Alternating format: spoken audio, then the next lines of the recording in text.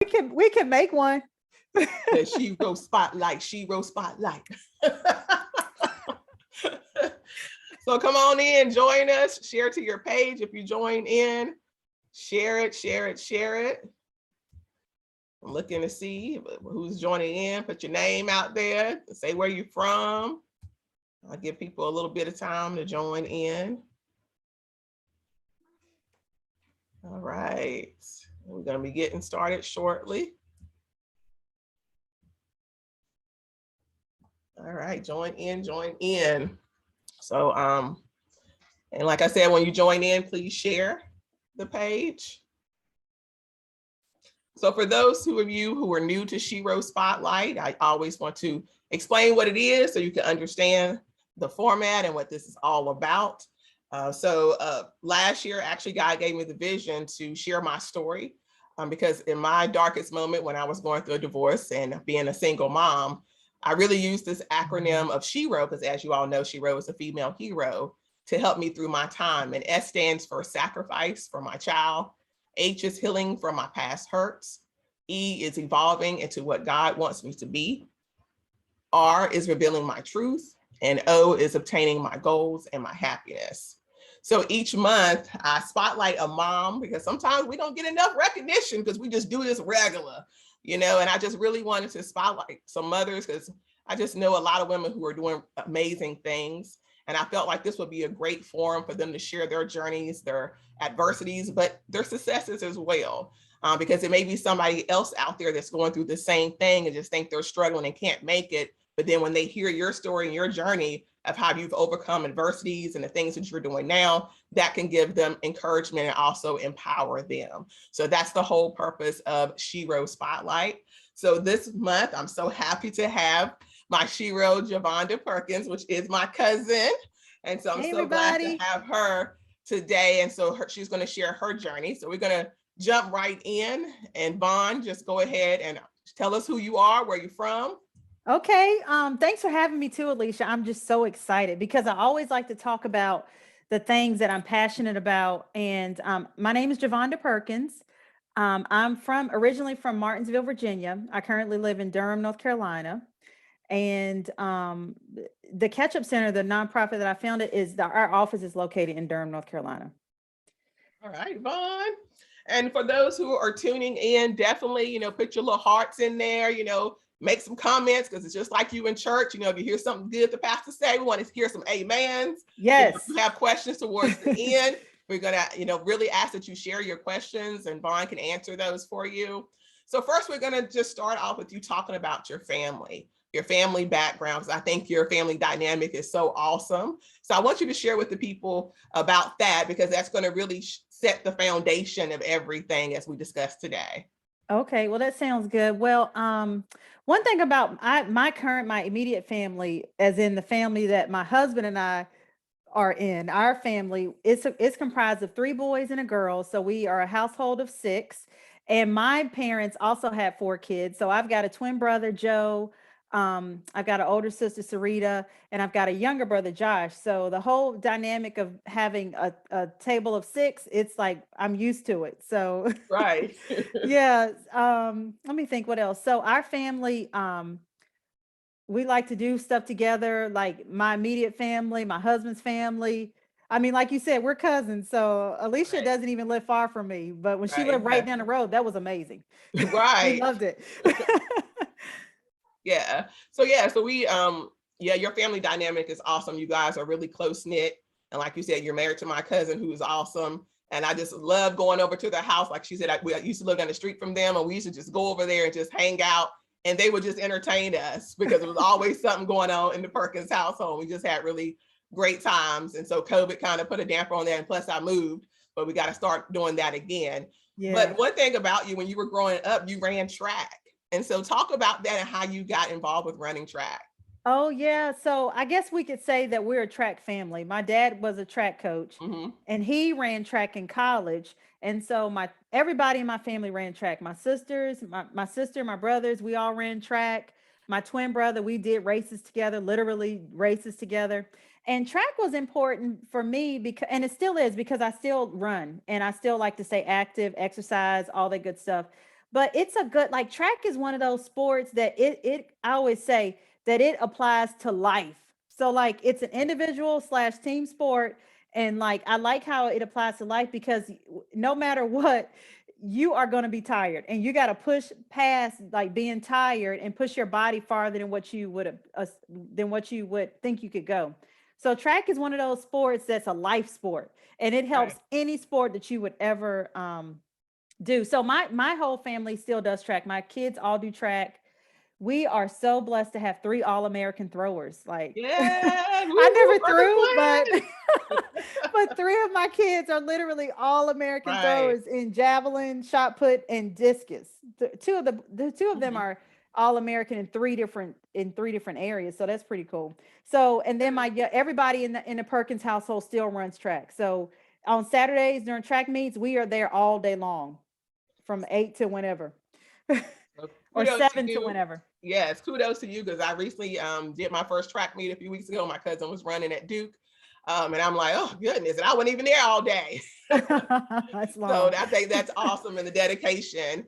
And speaking of running, because like you said, you still do it now. So what keeps you disciplined with that? Because even with me exercising, sometimes I do well, then I fall off the wagon and go back to old habits. But you Yeah. have been keeping up with this, like you said, ever since you were younger when you ran track, you Yeah, it's been still a do long this. time. Yeah. I think my discipline comes from like I like to be healthy, I like to be in shape, I like to exercise, and it actually is like relaxing for me. So if I want so like being a busy mom, I remember I we had our second child and I was staying at home. And Theron, we didn't have a lot of money. And so Theron had made a huge sacrifice to get me a gym membership, a 2-year gym membership. And I literally would go to that gym every day. Uh, And partly because I had a whole hour to myself, like on the treadmill, yes. lifting weights or whatever. So Uh, so I guess I stay disciplined because it's like completely a part of my life. It's just like what I do. And right, it's since I guess it's become a part of it, it's just kind of natural for me. right. And then once you get into a certain level of being in shape, Mhm, like you kind of, it's easier to stay there. right, Like, you know what I'm saying? right. Yes, I think that is so amazing. And then I just want to talk about the kids because, like you said, you have 4 children, and tell us their ages. So we've got a look, let me sit here and think 16 years old, 13 years old, 11 years old, and a soon to be 8-year old. And Oh he's telling wow, everybody that knows it. So yeah, if he hasn't called you wow. yet, if you're watching this live in your family, he's probably gonna give you a call to let you know his birthday soon. So it's you have a lot of different ages. So I see a lot of people on here, people giving hearts and everything Hey like that. Gina, yep. So how do you spend adequate time with each? Because I'm sure each child is different, and I know Yeah. sometimes with parents who have multiple children, how do you manage that?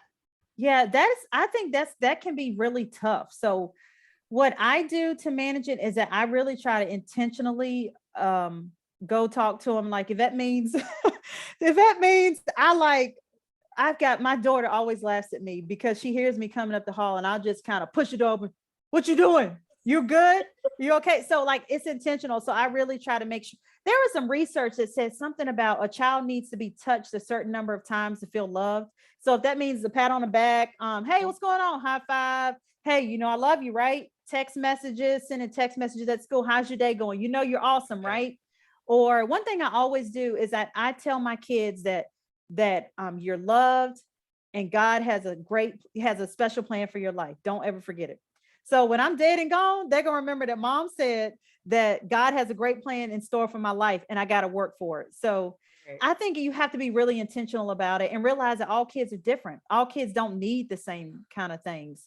So just try to be there as a mom, as a wife. It can be really, it can be taxing, but just I try to be really aware of it. And I'm like really like one of my kids, I always tell him he's got a lot of energy. And sometimes I'm like, where did he get that energy from? He did get it from Theron too, but I think you win, Vaughn, on that one. I think you win. I think he got it from me too. Because Right, the whole thing with even exercising, I realized that I do have like I need to get rid of some energy sometimes. So right, exercising helps and like it's really constant for me. I don't take a lot of breaks. So yeah, I try to be really aware of a lot of stuff. right. And I like when you talk about, each child being different and God has a plan for them. And speaking of your beautiful children, one of your children has a learning difference. And so I Mhm. want you to share that story and how that did propel you into what you're doing now. And again, that's Yeah. all part of God's plan, you know? Yes, yes. And so yeah, one of my children has a diagnosed learning difference. And so when we found out, like it was during that time in my life that I thought I was actually going into being a school administrator, because my background is like I have a business background, teaching background, and also I have a degree in school administration. So during that time, we found out that that our child was dyslexic, and I Mhm. was like, "Stop the car, wait." And I knew all along that the way that I knew to teach kids how to Right. read, it wasn't really working. And so I had taken a lot of time to like spend time doing homeschool, virtual Uh-huh. learning. So that, because in my mind, I'm like, before we even found that out, I wanted to do everything I could do as far as what I knew about reading to support my child. So when we found that out, I prayed about it because, I said, I don't really know what to do. Lord, you got to Right. show me what to do. So I said, stop the car. I do that when I'm teaching a lot. I love But it. so and my students will say, stop the car, Miss Javonda. I'm like, okay, I'll do that. But Uh-huh. anyway, so I learned that. So he actually attended an awesome school to support students that learn differently.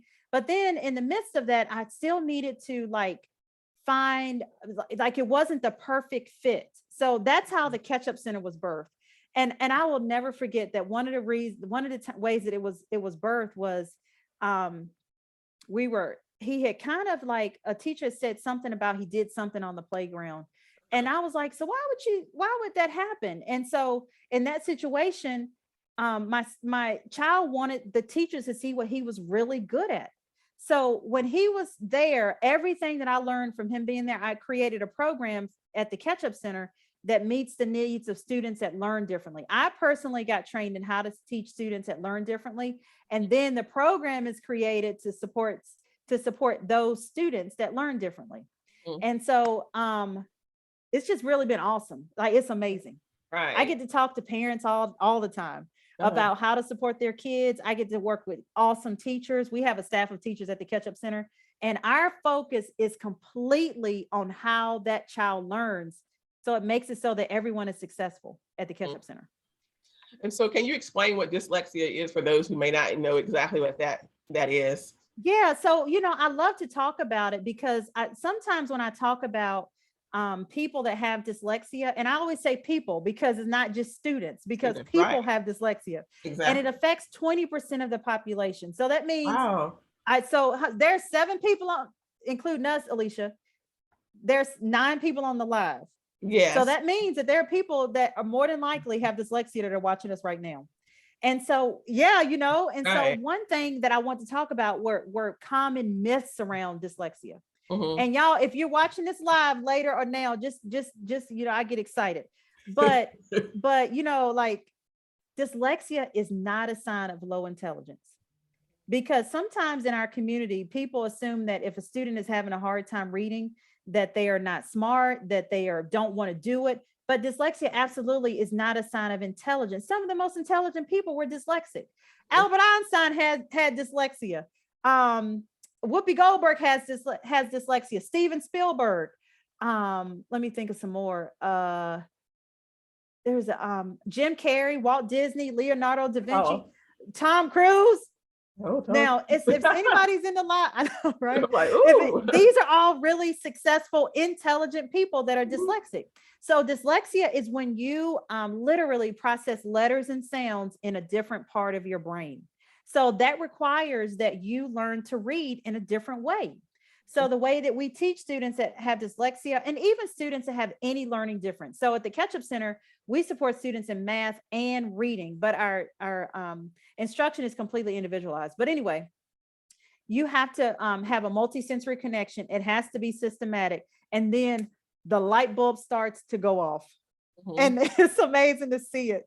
Like it really is, Wow. because we have students that they're sometimes they come to us and they feel really down about themselves, because a lot Right. of time they don't come really early. And the key to any type of learning difference is early intervention. And Mhm. so if you have a student who's been struggling for years, and Mhm. then they come to us and they have to start to trust us to know that what we're trying to teach them is actually going to work, because all the other stuff didn't work. And I remember, honestly, as a regular classroom teacher, I did not have training to teach students to learn to read that read differently. And after I got that training, it started to make sense. Here's some more common myths, and I'm not going to talk about this forever, so you just stop me when I need to stop. But dyslexia is curable. It's not. Like, you have it for the rest of your life, but you learn to work around it. Dyslexia only affects people who speak English. That's not true. Even though I have heard research that sometimes people that are like, that their language is more like based on pictures, then they don't really experience it in the same way, because dyslexia is a language-based disorder, and a lot of it is based on like letters and sounds and stuff like that. Oh, here's a big one. People think letter reversals. If you reverse the letter B and D, you have dyslexia. Absolutely not. Okay. So, I think that's a certain grade thing. Taylor does it all the time, and her teacher said that's normal for their age. Yeah, because really the letter B and D look the same. Just like if I look at myself in the mirror, I see Javonda. If you look at the B, you might see a D. So there are ways to help out with that. But gosh, there was something else I was going to say. I completely lost. Oh, here's another thing. This is the last thing I'm going to say. Let me get close to the camera. I love it. Parents and teachers, you cannot diagnose dyslexia. And notice I said parents and teachers. So as a teacher, I can't diagnose dyslexia because I'm not a professional psychologist or neuropsychologist. So that test has to come from a battery of tests to determine whether or not your student has dyslexia or any learning difference. We can't go around. Alicia, you know that you're a licensed clinical social worker. Right. People can't go around diagnosing you things. can't. But anyway, right. You absolutely can't. But that brings up a good point. So like Vaughn was saying, you want to have the school psychologist or someone test them, or if you are concerned about your child having a learning difference, that's usually who's going to test them. So making sure, and then you can also talk to the guidance counselor to see if you can get some resources. And sometimes you might, the school psychologist might not be the best resource. You might want to use an outside psychologist. So making sure you connect with the guidance counselor or someone at your school to know what other resources you have available. So with your child having dyslexia, how did you explain that to your child? Because again, back in the day, let's be real, when we knew students that had them, back in the day, they called it learning disabilities. I like learning differences now. They were pretty much, you knew who they were because they were on back hall in a certain classroom. And they wasn't really integrated with the other kids, except maybe in PE or something like that, but you knew who they were. But now I know they're trying to integrate them more. But how do you explain that to your child and let them know they're not less than or anything like that? Yeah. So, prayer still works. Always I love great about it. So what I did was we talked about it, and as you can see, my sister told me one of these days your kids are just going to look back on this and think that their mom might be slightly just crazy, because like I really put a lot of thought into it. I had a dry erase board. I had all this, but I actually used a dry erase board. So I remember drawing a line in the middle of the dry erase board. And I took my dry erase marker. I can't believe I don't actually have any props, because I always teach with visuals and props, but I don't have a dry erase marker. Right. So I'm gonna use my pencil. So I put all these, so here I am, Alicia, I'm putting all these circles, and you know me, I did it like this. On this one side of the board, I'm writing circles. I'm going crazy writing circles. And then on the other side, I wrote like 2 circles. And I said, you see all these circles right here? And he's like, yeah. I said, so most students learn to read. Most teachers have taught in a way that all of the students over here learn best. But guess what? The way you learn to read, you're like one of these 2 right here. So that's partly the reason that it is difficult for you. It was more difficult for you to embrace reading and get better at it, because you actually haven't been taught to read in the way that you learn best. So you got this awesome superpower, and this superpower, yes. So I'm gonna calm down. I promise. I didn't have a lot of coffee today, or maybe I did. But I love it. So your superpower, it's called dyslexia. You have the gift of dyslexia. So that means just like Black Lightning, he's got that superpower. There's some awesome, incredible things that he can do, because dyslexics are awesome. Like seriously, y'all, they can do things that the average person can't do. Teach them things hands-on. Our students at the Catch-Up Center are artists, entrepreneurs, literally entrepreneurs, athletes, chess players, all this wide array of things. So with dyslexia, there's lots of gifts that come with dyslexia. And so I said, part of like Black Lightning, part of his awesome gift of having that superpower is that sometimes he can't touch people. And part of your awesome gift of dyslexia is that sometimes that reading, it's not sometimes, like it's outright, seriously, you got to be honest, because I did a lot of research. Parents, do your research. It's going to be hard. Reading is hard. Writing is going to be hard. Spelling is going to be really hard. But guess what? You can do it because you're the one of the hardest working people that I've ever known in my entire life. That's how I told him. I love it. I see a lot of hearts up in here in the comments. Oh, look, is there some hearts? People saying they enjoying it. Yes, I love it. Yeah, that's a true story. I see your mom on here. I see a lot of people. Hey, Sister Elsie, Tanika, Meech. I see a lot of great people and giving great comments. And speaking of the Catch-Up Center, you incorporate sports too in this. Yeah. So how do you incorporate sports and teaching them? Yeah, so we send out connections. We try to always connect with students in whatever way that they excel in. I love how it says ketchup in the thing, KETCH. Did I spell it right? Yeah, we don't worry. We work on spelling, but yeah, dyslexics have a hard time with spelling. But anyway, so yeah, we try to make whatever connections that the student excels at, we try to connect it to reading. I had an awesome opportunity. I'm gonna give a shout out to WCO 70 Sports.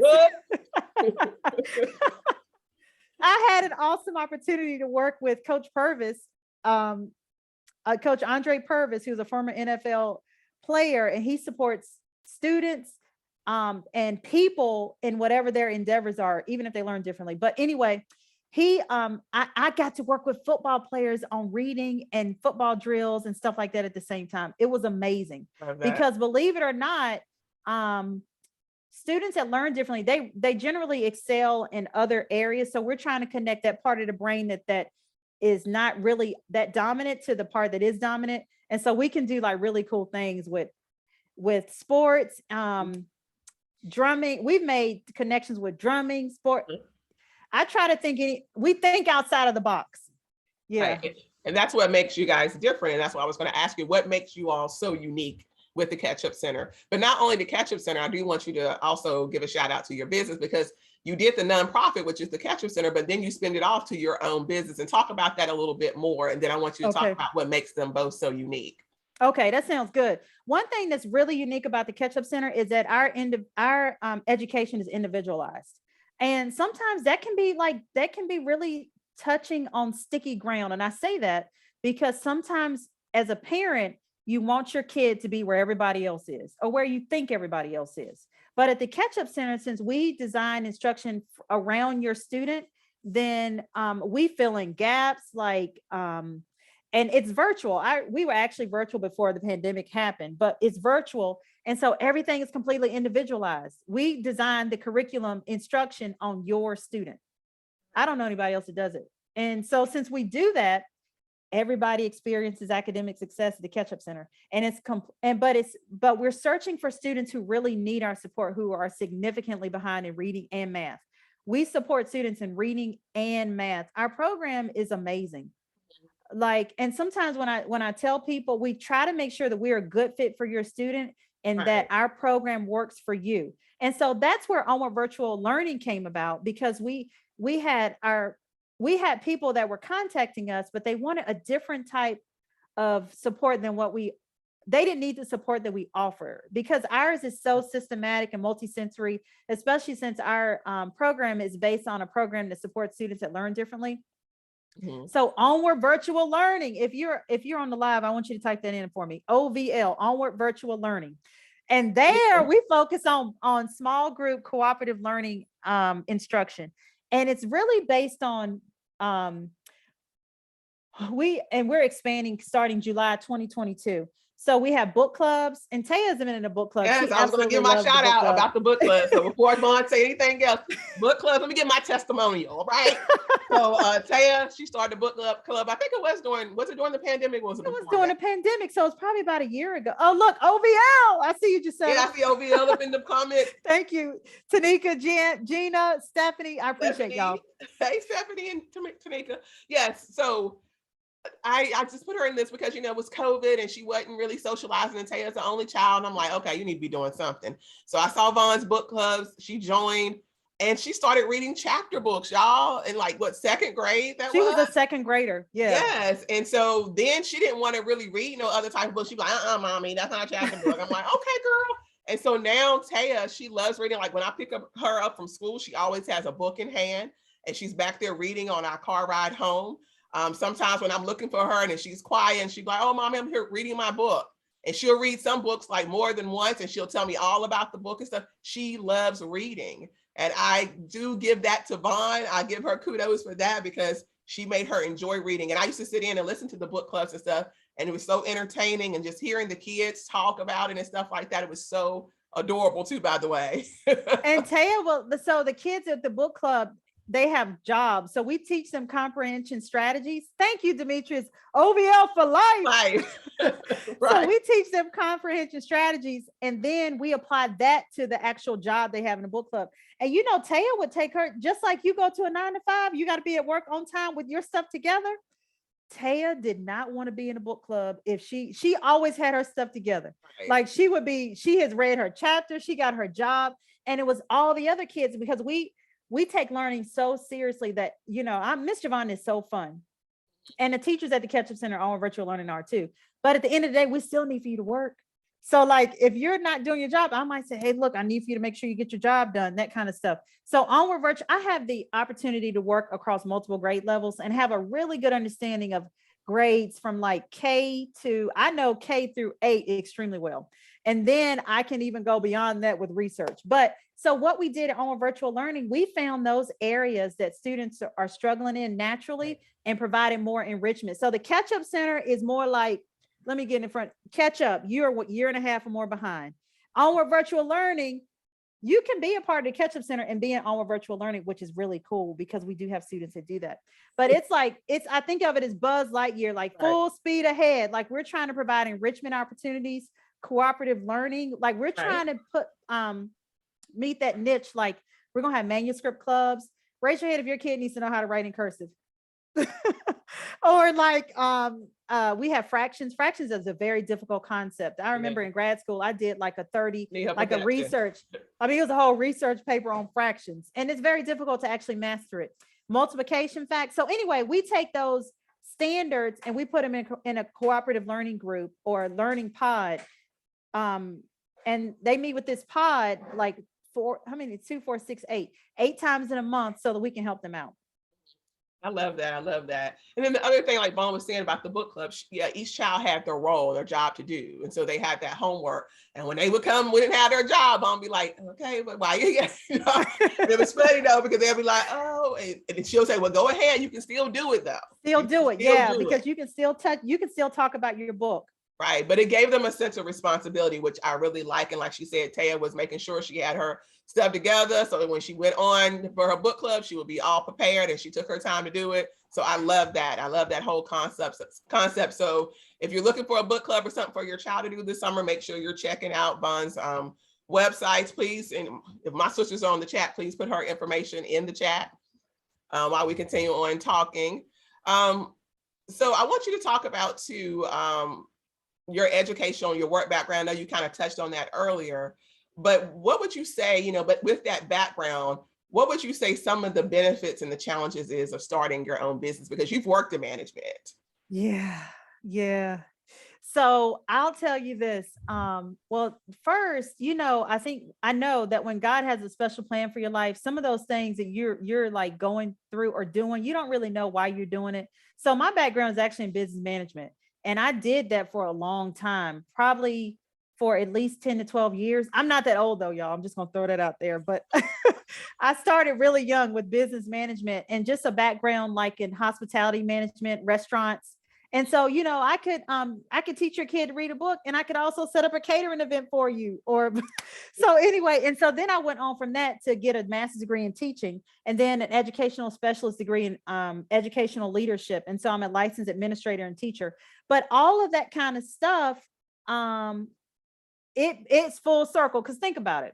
The Catch-Up Center, I need to know how to run a business because I'm running the Catch-Up Center and all virtual learning. I need to know how to teach.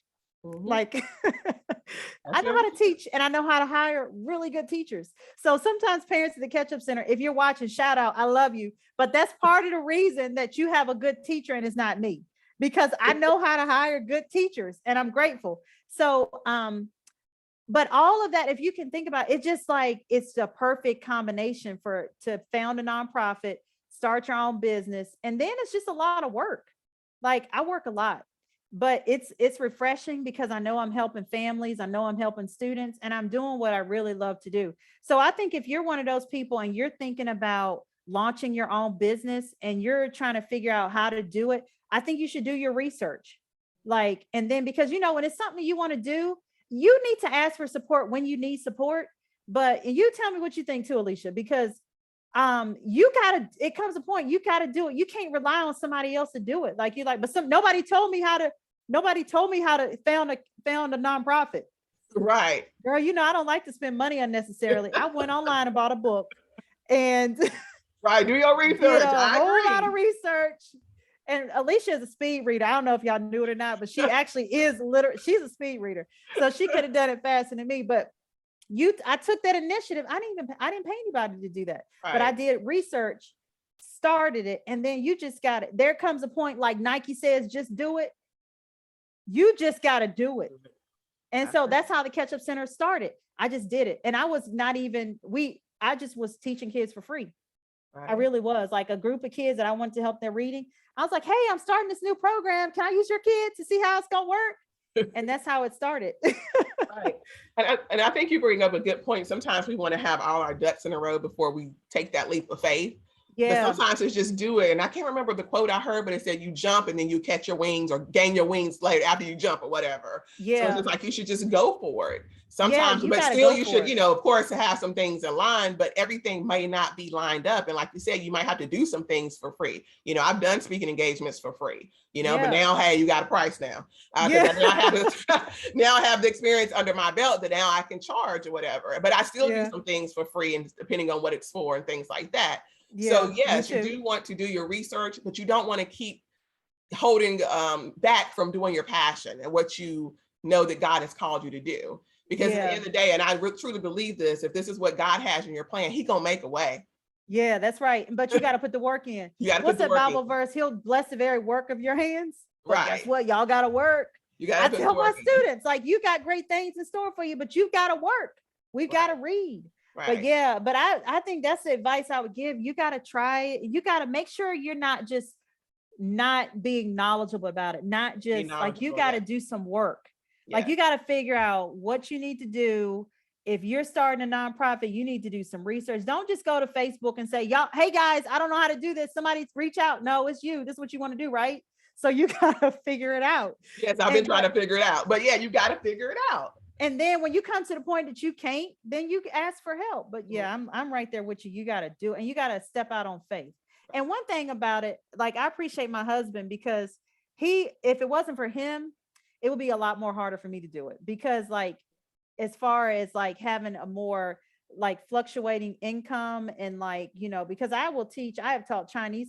When I'm doing this, y'all, I'm gonna put some work in. Like you used to teach the Chinese. Yeah, I forgot. Yeah, 3:30 in the morning. I'm up teaching the Chinese kids. Hello, this is teacher Javonda. And I will go back there if I need to. So don't be ashamed. Like I worked. Like I work from home, and I thank God for the opportunity to work from home, but I have worked. And so, and Theron, like when I got these ideas, he's just okay. Yeah. He's more of a believer after it happens. Right. So definitely shout out to Theron and shout out to supportive husbands, because that is key as well. Because the one thing you don't want to have is you having a vision and your significant other is not pushing you or behind you or supporting you. And that also kind of puts a damper on things. But I also want you to share that you also have homeschooled your own children. Yes. Which Yes. is a So, lot. oh, and actually that actually happened it originally happened with the whole, when I was trying to figure out what's going on with my child's learning. And so it started off with virtual learning, and then it became homeschooling. And a couple of my kids still do virtual learning, but virtual learning is great because they go to a virtual school, but then I can still support them with their learning. It's a lot easier to make sure they're mastering standards. And homeschool, I mean, a lot of people, I'm just gonna be honest, sometimes people are like, Javon, it's a bad idea. Like, I don't know about this homeschool stuff. It is not a bad idea, but you do need to know, like, okay, Alicia, I took it, I got a classroom in my house. Right, So right. this is my classroom. So it's not like homeschooling. You got to have a plan. So I had a plan. I took it seriously. During these hours, we're still learning, like, we're actually learning. But even with homeschool, one common thing that people say with homeschool is that they're lacking social interaction. And y'all, first off, I got a lot of kids. So they have friends, they're friends. They're 4 kids. There's a lot of them. And I got some all-American athletes. They play sports, they go to church, they do a lot, a whole lot, a lot, a dance. So what I'm trying to say though is don't discount homeschooling, because people always bring up the social aspect, because you can get social interactions in so many ways. The YMCA, we're a YMCA family, but that period of time is when we're working on schooling, and then we go and do other things outside of that, especially pre-COVID. Yeah. And I love that. And like you said, sometimes when you have a child going through something like that, it may be the best thing for them to get It them was on the best track. thing. Yeah. And I so mean, I had to sometimes make that teachers are not choice. taking out the time to really cater to those children either. Yeah. Yeah. Because they have a whole classroom, and the classrooms are overcrowded and things like that, if they can't focus on a child who may have a learning difference or something like that. So Yeah. taking them out may be the best thing. And I had this conversation recently with someone about the same exact thing. And Yeah. so being a full-time home business owner, a wife, even being the virtual assist, kind of virtual teaching your children in a way too, your own Yeah. children, and then being a sports mom, how do you balance it all? Yeah, that's a good question, y'all. Sometimes I wonder too, but I really am, like, I'm busy a lot. So it's like, and I'm trying to work on it. We're all a work in progress. Like, I am trying to work on ways that I can, like, um, figure out which tasks that are associated with our business and also our nonprofit that I can what's the word I want? I'm giving it to Prioritize or somebody what? else. I'm giving it to somebody else. Oh, delegate. Yeah, and just sourcing out, like paying somebody else to do it. Got So you. because it came a point that, there it is, outsourcing. I mean, even with the catch-up center, it came a point that I was like, you know what? I can't actually teach every kid. It's literally physically not possible.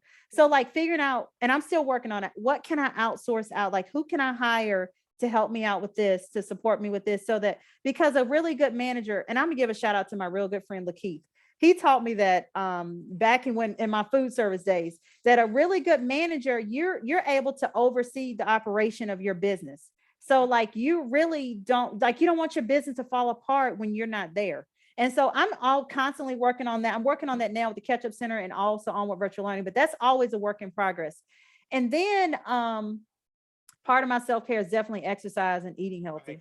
Right. And then just, if I can go, here, and just got a new TV in our bedroom. So if my new thing is Chicago Med, so if I can, like, watch Chicago Med, then yeah, I really like to do that. And then I don't watch a lot of TV because, I'm just gonna be real about it, y'all. If it's something you want to do, you better do it, and do it, and do it like you gotta want it more than anything. Period. Right. Right. It reminds me when I was gonna have one of my kids, and and the nurse was like telling me that I could do it without an epidural. And I was like, this lady doesn't even know me. And she said, you gotta want this more than anything you wanted in your life.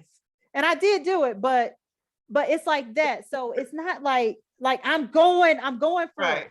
Like, Gotta go for it. I'm going for it. Yeah. So so it's gonna pay off. I know it's gonna pay off. And so Right. you just gotta stay encouraged. Right. Whatever you doing, you need to do it. I tell my kids that. And I've learned that from one of my kids. As a matter of fact, one of my kids, Xavier, he was a national champion in the javelin. And I remember when he won that championship at 8 years old, the reporter asked him, he was like, "So what were you thinking?" He said, "I just wanted to throw the best I can. That's what I'm I just talking wanted to about. throw the best I can." So like he got out there, he dug deep, and he threw the best that he Best he could. could, And so right? like whatever, like I do want this to be encouraging to somebody who, if you feel like you can't do it, like you got to give it your all, do the best that you can, and you got to let God do the rest. You got to have some faith. Right, absolutely. And I think we talked about yesterday, you and I, before we went on our live yesterday, it's a process. And you have to Yes. stay with the process and be patient Yes. more so with the process. Because Yes. when I'm listening to you now, from like you said, when you started, it was just you. Now you're having to outsource work. God is giving you more I could have than a enough. staff You know what I'm meeting. saying? I told their steward, I gotta have a staff meeting. I can have a staff meeting. And so it's Right. big for me. And I've got some awesome teachers. They're awesome at the Catch Up Center. So Right. it's definitely a process. And even within that process, sometimes when things don't really go the way that you expect it to go, you need to use that as a learning opportunity. So if something happens that's not going as smoothly as I'd like for it to, then it's like growing pains. I got to figure out how I can fix that and just keep moving and just keep growing my business, keep finding more students and families and teachers. And so, a lot of those aches and pains, there was a new process that came out of all of them. Like, and it just made everything better. So you just got to stay focused. And like you said, Alicia, it's a process. Definitely is. And then, like you said, it's lessons learned. Don't look at Yes. it as being a failure. Lessons learned. You keep moving, because it's a failure when you stop trying. When you stop trying, that's right. And so my last question for you, Vaughn, is what is your best advice to teachers and to parents on how to teach children with learning differences? Okay, that's a good question. My best advice is to first, if you really you don't wait, because a lot of time parents are just like, I've heard many comments, oh, they just don't like to read. Please don't ever tell a student that learns differently that they're lazy. Don't do it. Don't do it. Because you got to remember that a student, for instance, a student with dyslexia, it takes them longer to process letters and sounds. So the amount of time that it might take a student 30 minutes, it might take them literally 2.5 hours. Mhm. And it has nothing to do with them not paying attention, not focusing. It definitely doesn't have anything to do with them working hard. So I would say I'm gonna give 3 words of advice. The first one is early intervention. Get some help. Like, I probably shouldn't say this, Alicia. Should I say it? Say it. Like, This is truth form. if you're gonna go buy, I'm just gonna be honest. If you buying $300-400 pairs of Jordans and your kid's not Well, reading, you gotta reprioritize and not just leave it up to like the teacher, because the teacher is doing everything that they can, but it's not possible for them to, it's not possible to get every single thing. So you got to get some help. Early yeah. intervention is key. Patience. You got to have a whole lot of patience. Yes, love it. And then progress. You got to focus on the progress, because it's not going to be an overnight fix. Right. But you got to focus. So whatever it is, if they read the word cat and they have not ever read the word cat, you better have a dance party. Dance, dance, dance for real. Yes. So you got to focus on the progress. That is so, I really love that. And I put that in the chat: early intervention, patient, and progress. Yes. So that are the key, the best advice if you have a child that's struggling with learning. And then also, as Vaughn said, her business is virtual. So reach out to Vaughn if you want some services. And so she do any state. Any state. And virtual learning, I got to put this last thing out there. Virtual learning can really work very well when you know how to do it. And I've got over 7 years of virtual teaching experience. So it really can work. And we got athletes, entrepreneurs. It makes it so that they can have reading class at baseball practice. Right. So that's awesome. And as you see Vaughn's energy, this is how she is with the kids, and I love it. And and so she keeps them entertained, because with being virtual, you do have to grab their attention. With kids, you have to grab their attention anyways, because they have a short attention span. And Vaughn, she does just that. So right now, I'm gonna stop for any questions anyone has. We have a lot of comments out there. Thanks for joining us, everybody. Yes, thank you everyone for joining us. So now we're about to come to our giveaways. I can't see about the number of people on here, but I know it's people on here. So what we're gonna do is, if you're a parent, we're gonna give one Vaughn has, what are you giving away, Vaughn? One 15-minute strategy session? Yes, and I think that it just now literally posted like 15 minutes ago. So it was like almost, no, it might be in 15 minutes. I can't remember. But you can go to the site, or you can do it here, either one. And so a strategy lesson, a strategy session. Sometimes it's just good to have somebody to listen to. So if you're like, Javon, I don't really know what to do. I don't know. What do you think? Book a strategy session with me. I'd love to talk to you. I obviously like to talk about education. Right. So if you're a parent or even a teacher, because you're doing the strategy sessions for teachers too, if Yes. you are interested, you can go to her page and go ahead and book that session. So that is what we're giving away to you all today. Yes. So thank you all so much for joining. But Vaughn, I want to say that you are a Shiro. I like singing too, girl. Because S, you have sacrificed for your children. H, you have healed and you have went and did your own thing with teaching and doing your own business. You are evolving into what God wants you to be. You have even greater ideas and more in store. You revealed your truth. You talked about the difficulties, the balancing, having a child with a learning disability, and the differences in how you've helped him and everything that you've done for the sake of your child. And then, you're obtaining your goals and you're happy. You're doing the thing, girl. And so I'm just so proud of you, Vaughn. I mean, I admire you and I love your energy as always. And so I just want you to just keep doing what you're doing, because I can't wait to see what else you have in store, because I know God is blessing you and will continue to do so. So definitely make sure you guys check her out. And I just want to thank everybody who joined us tonight. I love all the comments. I love all the love. And so we will see you guys next time. I have my next S.H.E.R.O for May lined up. We'll be announcing her soon, so she's going to be a treat too. So again, thank you everyone so much for joining us, and thank you again, Vaughn. And thank you so much, Alicia. I appreciate the opportunity. And you keep being the S.H.E.R.O that you are. I try to, girl. Yes. All right, bye. You all have a great night. Bye.